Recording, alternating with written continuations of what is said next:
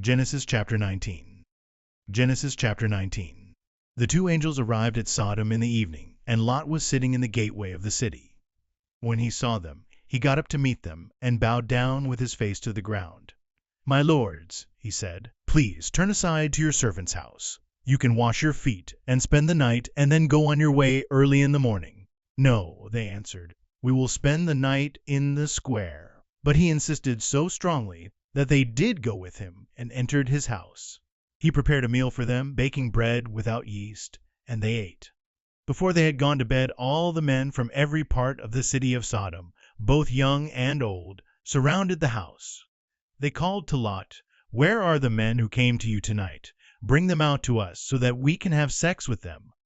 Lot went outside to meet them and shut the door behind him and said, "No, my friends, don't do this wicked thing. Look, I have two daughters who have never slept with a man.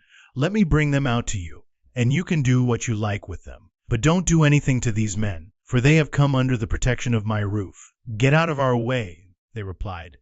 "This fellow came here as a foreigner, and now he wants to play the judge. We'll treat you worse than them."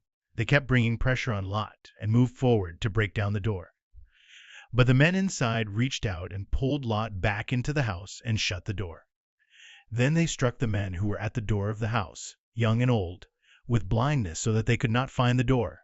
The two men said to Lot, "Do you have anyone else here, sons-in-law, sons or daughters, or anyone else in the city who belongs to you?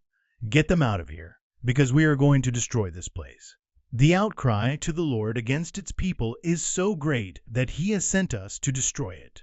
So Lot went out and spoke to his sons-in-law, who were pledged to marry his daughters. He said, "Hurry and get out of this place, because the Lord is about to destroy the city." But his sons-in-law thought he was joking. With the coming of dawn, the angels urged Lot, saying, "Hurry, take your wife and your two daughters who are here, or you will be swept away when the city is punished." When he hesitated, the men grasped his hand and the hands of his wife and of his two daughters, and led them safely out of the city, for the Lord was merciful to them. As soon as they had brought them out, one of them said, "Flee for your lives. Don't look back, and don't stop anywhere in the plain. Flee to the mountains, or you will be swept away." But Lot said to them, "No, my lords, please. Your servant has found favor in your eyes, and you have shown great kindness to me in sparing my life. But I can't flee to the mountains. This disaster will overtake me, and I'll die. Look, here is a town near enough to run to, and it is small. Let me flee to it. It is very small, isn't it? Then my life will be spared." He said to him, "Very well, I will grant this request too. I will not overthrow the town you speak of. But flee there quickly, because I cannot do anything until you reach it." That is why the town was called Zoar. By the time Lot reached Zoar, the sun had risen over the land. Then the Lord rained down burning sulfur on Sodom and Gomorrah from the Lord out of the heavens. Thus he overthrew those cities and the entire plain, destroying all those living in the cities, and also the vegetation in the land. But Lot's wife looked back, and she became a pillar of salt.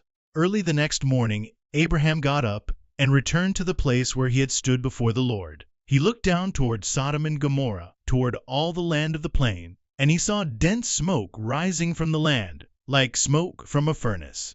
So when God destroyed the cities of the plain, he remembered Abraham, and he brought Lot out of the catastrophe that overthrew the cities where Lot had lived. Lot and his two daughters left Zoar and settled in the mountains, for he was afraid to stay in Zoar. He and his two daughters lived in a cave. One day the older daughter said to the younger, "Our father is old, and there is no man around here to give us children, as is the custom all over the earth. Let's get our father to drink wine, and then sleep with him, and preserve our family line through our father." That night they got their father to drink wine, and the older daughter went in and slept with him.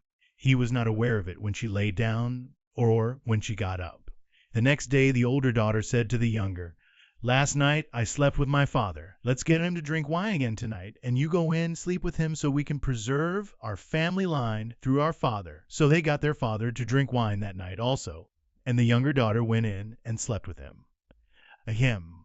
Again he was not aware of it when she lay down or when she got up. So both of Lot's daughters became pregnant by their father. The older daughter had a son, and she named him Moab. He is the father of the Moabites of today. The younger daughter also had a son, and she named him Ben-Ammi. He is the father of the Ammonites of today.